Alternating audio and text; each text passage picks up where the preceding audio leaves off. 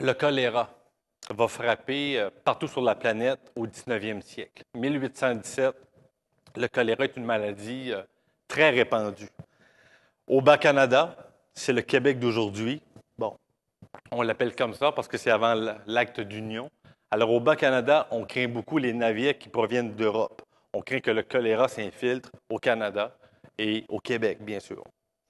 Alors, il y aura une décision qui sera prise. En 1831-1832, durant la session parlementaire au Bas-Canada, on prend la décision de fonder Gros-Île. Ça vous dit quelque chose? L'île de Quarantaine, juste en face de Montmagny, tout près de Québec. Voilà. Fait que vous avez Gros-Île, pas très loin de l'île d'Orléans, en face de Montmagny. L'île de la Quarantaine. Les gens qui arriveront au Québec, par le port de Québec, devront faire un arrêt obligatoire à Gros-Île, l'île de la Quarantaine, pour s'assurer que leur santé tient la route. Alors, beaucoup d'Irlandais passeront par Gros-Île, beaucoup y demeureront, beaucoup y mourront, en fait. Alors, Gros-Île est fondé en 1832. C'est pas rien, hein? Alors, c'est une île. Est-ce que des gens qui sont déjà allés à Gros-Île, on peut la visiter? Hein? Je suis jamais allé. Oui, c'est bien. Un pèlerinage. Alors, c'est pas, à cette époque-là, c'est pas très grand. Hein? Je veux dire, on pouvait accommoder de 200 à 300 personnes, pas plus. Alors, il y aura des bateaux qui seront remplis d'Irlandais. Le comité d'accueil là-bas est assez restreint. Hein? 1831-1832, là, on ne vous attend pas avec un petit cocktail puis des crudités. Là. C'est l'île de la Quarantaine. C'est pas facile. OK? Comment? Oui, exactement. Oui, oui, oui. Alors, on crée ça vraiment pour contrôler la maladie. Selon les prévisions, en 1832 seulement, on prévoit qu'il y a 55 000 personnes qui vont débarquer au port de Québec. 55 000 immigrants provenant d'Europe, surtout des Irlandais, mais pas exclusivement. Alors, c'est une prévision de 1832. 55 000 personnes qui devraient passer par là. Le premier bateau qui va s'arrêter à Gros-Île, c'est le Constantine. Alors, le Constantine arrive le 28 avril 1832. À son bord, 170 immigrants irlandais. C'est le premier qui arrive. Suivront de nombreuses autres embarcations, de nombreux autres bateaux. Au mois de mai, que je vous disais que la capacité d'accommoder des gens à Gros-Île, 200 à 300 personnes, pas plus. Au mois de mai, déjà, avril à mai, il y a seulement un mois d'écart, il y a une vingtaine de navires ancrés au large de Gros-Île. Je dis bien ancrés puisqu'ils ne peuvent pas débarquer. Capacité d'accueil très limitée. Alors, les gens attendent qu'on traite les gens qui débarquent à Gros-Île et ça prend un certain temps. Ça prend beaucoup de temps. Le 5 juin 1832, je vais vous nommer un bateau que vous allez sûrement reconnaître le nom, le Carrick. Ça vous dit quelque chose? Alors, en 1832, le Carrick est ancré au large de Gros-Île. Alors, lorsqu'il va couler au large de Cap-des-Rosiers, forcément, ce n'est pas son premier voyage. Il y en a minimum, il en a fait 2. Alors, en 1832, le Carrick était au large. Il est rempli d'immigrants irlandais, bien sûr. OK? Et on dit qu'il aurait à son bord plusieurs immigrants irlandais qui sont victimes ou qui ont le virus du choléra. OK? Le 8 juin, il y a un passager du Carrick qui meurt du choléra. Alors, le bateau est ancré au large et on apprend qu'il y a quelqu'un à bord du Carrick qui est décédé du choléra. Et à partir de ce moment-là, alors est-ce le Carrick qui apporte le choléra au Québec? Peut-être, c'est pas le seul.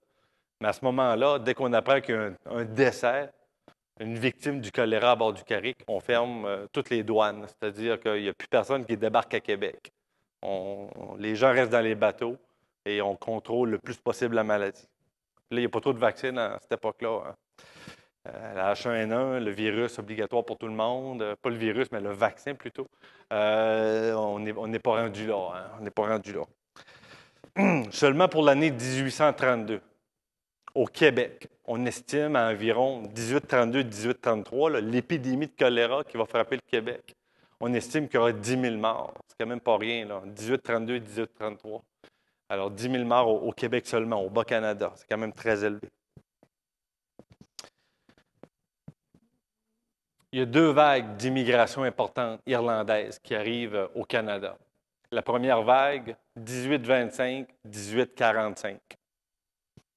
Première vague. La deuxième vague, 1846, 1852. Deux vagues différentes. La première vague d'immigration qui arrive ici, il y a des protestants irlandais, surtout des catholiques, mais il y a des protestants, beaucoup. Alors, pourquoi ils viennent ici? Ce n'est pas nécessairement le choléra qui est le gros problème. Le gros problème, c'est qu'une crise importante économique qui frappe l'Irlande. Alors, c'est surtout une raison économique. Pourquoi ils traversent ici? À partir de 1846-1852, c'est la famine qui force les gens à traverser ici.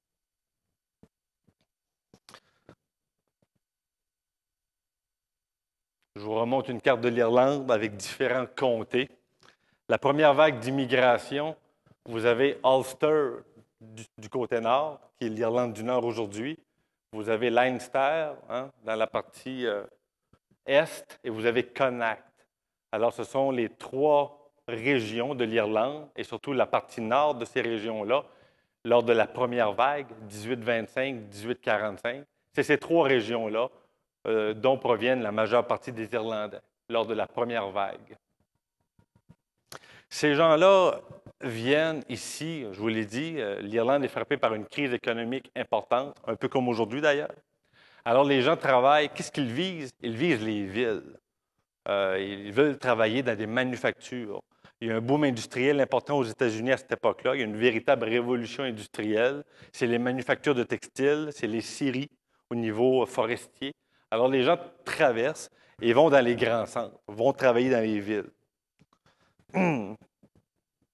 Alors, ça, c'est vraiment la première vague. La deuxième vague, celle qui nous intéresse le plus, je vais vous en parler dans quelques secondes, mais ce qui est important de dire aussi, c'est que le voyage, lorsque les gens arrivent ici, ça se fait quand même de façon désordonnée.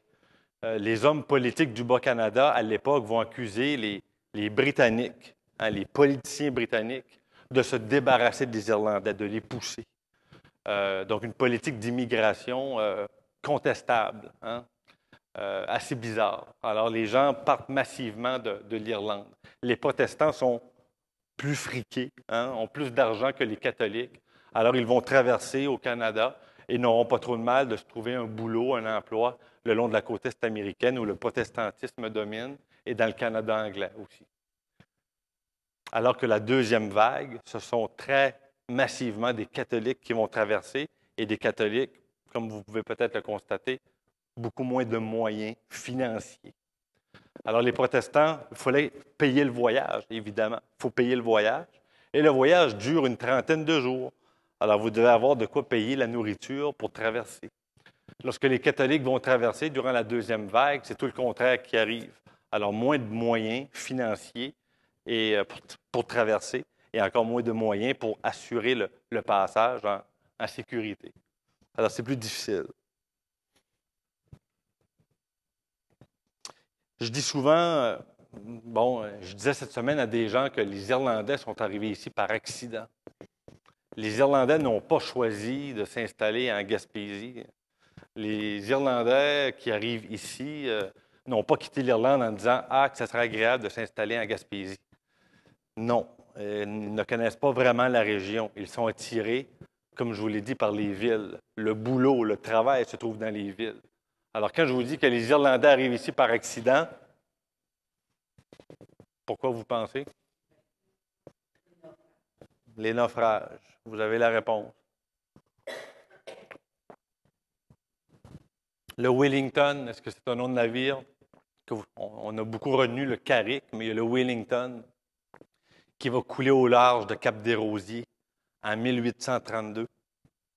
Alors, c'est un navire qui va couler avec 250 personnes à bord. Il y aura une trentaine de survivants. Alors, il y aura une tempête, puis le navire va couler au large de Cap-des-Rosiers, 1832. Le Carrick qui va couler une quinzaine d'années plus tard, même chose. Alors, c'est par accident. Les gens ne choisissent pas la Gaspésie.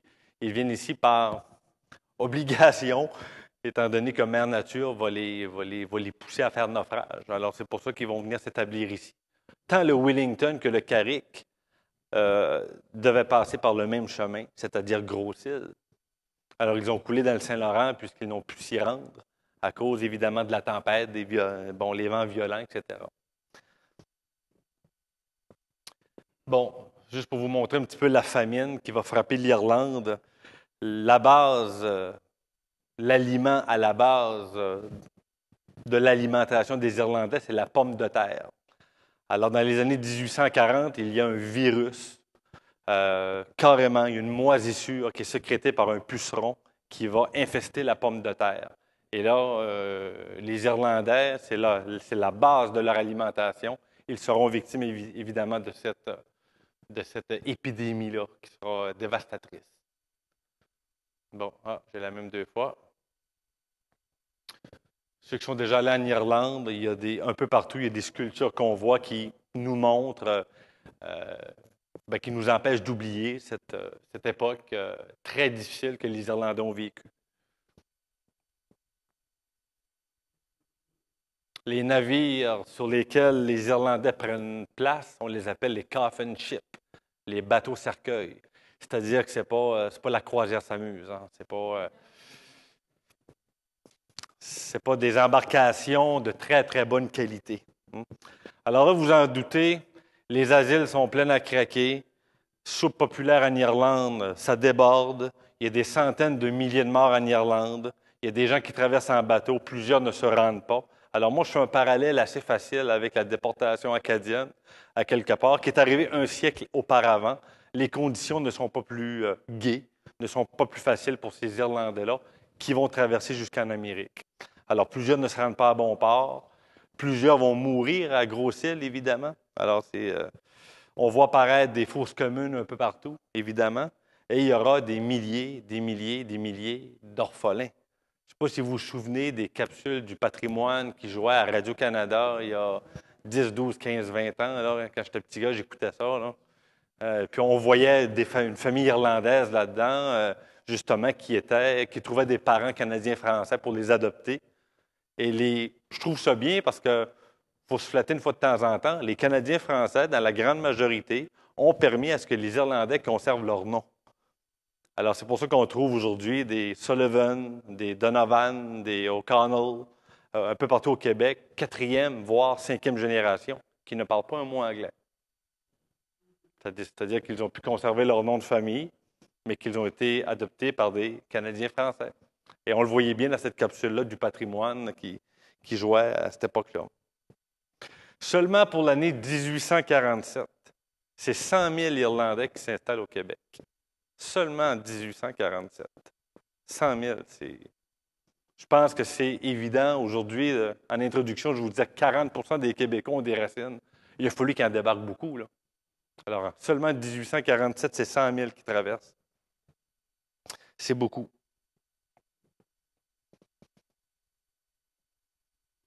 Le commerce, bon, c'est un autre coffin ship, bateau cercueil. Bon. Les bateaux canadiens à cette époque-là ont fait beaucoup de commerce de bois. Alors, on part avec des bateaux chargés de bois, on traverse l'océan Atlantique et évidemment, on expédie la ressource partout en Europe. On envoie aussi en Irlande. Alors, c'est des bateaux spécialisés dans le commerce du bois. Alors, si on débarque en Irlande avec un bateau de bois, on sort le bois, le bateau est vide. C'est une cargaison humaine qui va embarquer dans les bateaux et vous l'aurez sûrement deviné, les bateaux ne sont pas adaptés à une cargaison humaine. Alors, c'est des conditions assez difficiles, conditions hygiéniques assez difficiles aussi. Ceux qui vont traverser ici, je vous l'ai dit, mais je vous le répète, ils visent les villes. Alors, ils deviendront du cheap labor, main-d'œuvre à bon marché. Ces gens-là vont travailler au Nouveau-Brunswick, aux États-Unis, en Ontario, dans des manufactures, comme je vous l'ai dit. Et au Québec, beaucoup d'Irlandais vont servir de, justement, main-d'œuvre à bon marché pour construire des ponts par-dessus le Saint-Laurent, entre les deux rives, Ils sont débardeurs dans des quais. Alors, ils font du travail assez difficile. Ils travaillent dans des ports. Je vous remets une photo de Gros-Île pour vous montrer un autre angle de l'île où on voit un cimetière. Je vais vous en montrer un autre tout à l'heure où on voit mieux.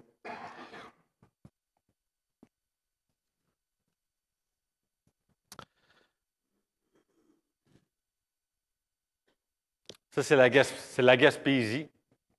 On dit souvent que la Gaspésie, c'est une mosaïque culturelle. Vous reconnaissez sûrement beaucoup de drapeaux. Alors, quand les Irlandais vont arriver de façon plus substantielle, à partir des années 1840, bien justement, ils ne sont pas les premiers. Je veux dire, il y a un pluralisme culturel. J'allais dire un multiculturalisme, mais c'est plus un terme à la Trudeau. J'aime mieux parler de pluriculturalisme ou d'une mosaïque culturelle. Alors, vous avez déjà les Amérindiens Micmac, hein, le drapeau en haut à gauche, et ça représente le peuple Micmac. C'est le drapeau Micmac, en fait, qui sont là depuis des milliers d'années. Vous avez des représentants du Pays basque, hein, avec le drapeau juste en haut. Vous avez les Acadiens qui sont là. Vous avez des représentants, évidemment, de la France, qui peuplent la Gaspésie. Pardon. Au centre, vous avez les îles Jersey et Guernesey, donc c'est les îles anglo-normandes. Juste au côté, vous avez le drapeau écossais. On retrouve des Écossais à Gaspésie. Vous avez le drapeau anglais, le drapeau irlandais, bien sûr, et le drapeau canadien-français. J'aurais pu en ajouter d'autres, parce qu'il y en aura d'autres au fil des ans, des Scandinaves, des Allemands, des Italiens, mais bon, c'est surtout les peuples, en termes de quantité, qu'on retrouve le plus en Gaspésie à cette époque-là. Alors, les Irlandais catholiques qui arrivent ici, on a la même religion, on n'a pas tout à fait la même langue, mais bon, la langue, vous le savez, ça s'apprend. Et les Irlandais, comme ils sont démunis, plusieurs, à la suite des naufrages, ont décidé de s'installer en Gaspésie, comme je vous l'ai dit, par accident, par contre. Que je vous parlais de cimetières, de milliers et de milliers de morts qu'il y aura. C'est un cimetière, évidemment, à Gros-Île. Et il y en a, si vous êtes déjà allé, vous savez qu'il y en a énormément, là. Donc, des tombes anonymes, il y en a énormément là-bas. Donc, des milliers d'orphelins. Que je vous disais que, encore une fois, je vous mets une carte du Québec. Les Irlandais vont s'installer, oui, au Québec. On a la même religion, ça aide énormément. Alors, il y a des Irlandais qui vont s'installer partout, dans la région de Québec, dans la région de Montréal, dans les Laurentides. Beaucoup d'Irlandais vont s'installer là-bas. Chaudière-Appalaches va accueillir des Irlandais. Les cantons de l'Est vont accueillir des Irlandais.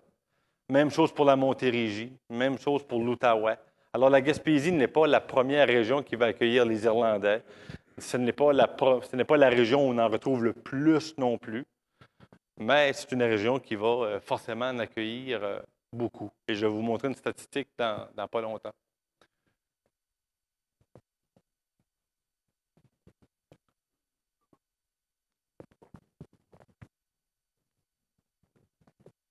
Je vous parlais du Carrick. Le Carrick va quitter le port de Sligo. Sligo, on le voit vraiment, c'est dans le nord-ouest de l'Irlande. Alors, le Carrick va quitter le port de Sligo quelque part fin février, début mars. Alors, 187 immigrants irlandais à son bord, poussés par la famine, poussés par les épidémies. Okay? Il traverse l'Atlantique, victime de vents violents, tempêtes, un peu comme le Wellington plus tôt. Okay? Alors, le 28 avril, il rentre dans le golfe Saint-Laurent et, tempête à l'horizon. Alors, il va aller se fracasser sur les récifs, juste au sud du phare de Cap-des-Rosiers.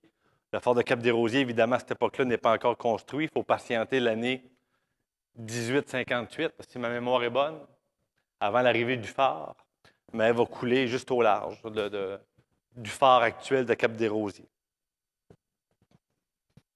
Alors, le Carrick, c'est un petit voilier. Il a été bâti à Workington, en Angleterre, le 4 mars 1812. On dit que c'est un petit voilier. C'est pas, les gens qui ont le pied marin, vous pourrez juger mieux que moi. Là, moi, je n'ai pas vraiment le pied marin. Petit voilier à 2 mâts. Donc, c'est un brick, pour ceux qui connaissent un peu le domaine de la voile.